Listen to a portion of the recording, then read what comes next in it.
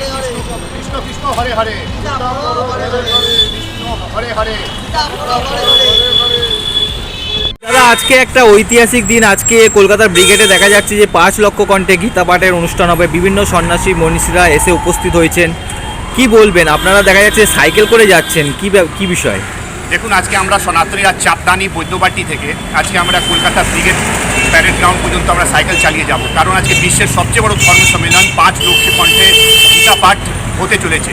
ভারতবর্ষের নাম করা সাধু মনীষীরা মহাত্মারা সবাই ওখানে উপস্থিত হয়েছে। এই মুহূর্তে আমরা চাই যে ভারতবর্ষ না, গোটা বিশ্বের প্রত্যেকটা মানুষ জানুক, গীতা পড়ুক। কারণ যদি মানব সভ্যতাকে বাঁচাতে যদি আমরা চাই, তাহলে গীতা একদম দরকার আছে, পড়া একদম জরুরি।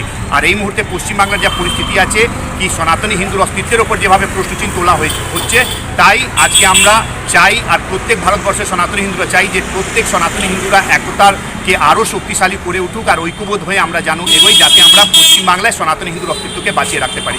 আজকে এই যে হচ্ছে 5 লক্ষ কণ্ঠ গীতাপাঠ, এইটা হিন্দু একতাকে আরও শক্তিশালী করার জন্য। আচ্ছা, এত যানবাহন থাকতে হঠাৎ সাইকেল করেই কেন? আমরা আগেই ভেবেছিলাম, তারকেশ্বরেও তো অনেক ট্রেন বাস সব কিছু আছে, কিন্তু লোকেরা তো মানে হেঁটে যায়। তো আজকে আমরা ইচ্ছাই ছিল কি 7 ডিসেম্বর যে 5 লক্ষ কণ্ঠে গীতাপাঠ হতে চলেছে, আমরা সাইকেল থেকে যাব। অনেক যেদিন শুনেছিলাম সেদিন থেকেই আমাদের মাথায় চিন্তা ভাবনা ছিল, তাই আজকে আমরা রওনা দিয়েছি সাইকেলে।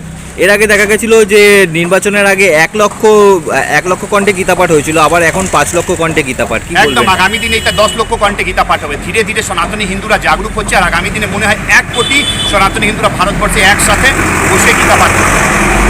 বিরোধীরা তো দাবি করছে যে নির্বাচনের আগে বিজেপি হিন্দুদের নিয়ে খেলছে এবং টিএমসি হচ্ছে কি মুসলিমদের নিয়ে খেলছে। কি বলবেন? আজকে তো রাজনৈতিক বলা উচিত না, কিন্তু রাজনৈতিক কথা বলা উচিত না, কিন্তু হ্যাঁ সত্যিকার আমরা সনাতনী হিন্দুরা ভারতীয় জনতা পার্টি ভারতবর্ষের 143 কোটি নিয়ে আমরা চিন্তা ভাবনা করি। আমরা হিন্দু মুসলমান নিয়ে চিন্তা ভাবনা করি না, শিখ জৈন বৌদ্ধ পার্সি বলে চিন্তা ভাবনা করি না। নরেন্দ্র মোদী পরিষ্কারভাবে বলেছেন কি 143 কোটি দেশবাসীর জন্য উনি কাজ করেছেন বা করবেন।